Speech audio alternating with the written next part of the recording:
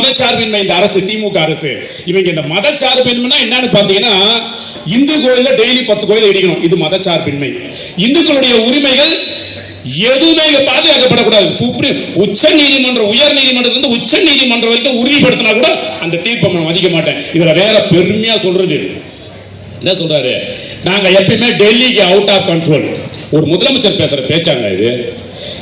ஒரு 8 கோடி மக்களுடைய நீங்க பிரதிநிதி, ஒரு முதலமைச்சர். நம்ம இந்த வீட்டில் இந்த புள்ளிங்க பேசுவாங்க தெரியுங்களா, என்னெல்லாம் யாரும் கண்ட்ரோல் பண்ண முடியாது, போதையில தான் பேசுவான் இப்படி, என்னெல்லாம் யாரும் கண்ட்ரோல் பண்ண, நான் அப்படிதான் அந்த ஸ்டைல்ல நாங்க டெல்லிக்கு அவுட் ஆஃப் கண்ட்ரோல்.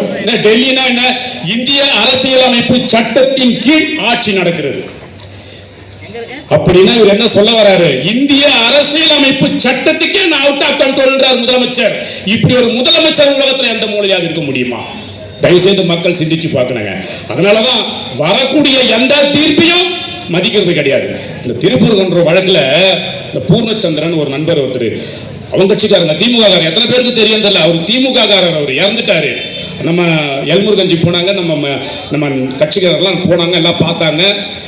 அந்த போஸ்டர் கூட ஒட்ட விடலைங்க. இது என்னங்க கொடுமை, அந்த பூர்ணச்சந்திரனுடைய போஸ்டர் கூட ஒருத்தன் இறந்துட்டான், அவன் எவ்வளவு மனம் வந்து காவல்துறையில் போட்டு தீய வச்சு கொளுத்தி இறந்திருக்கிறான். எதுக்கு? நீதிமன்ற தீர்ப்பை அமல்படுத்த சொல்லி. இந்த நீதிமன்ற தீர்ப்பு இப்ப வந்தது கிடையாது. பிரிட்டிஷ் பிரிமிஸ் கவுன்சில் வந்து பாத்தீங்கன்னா 2021 31 1990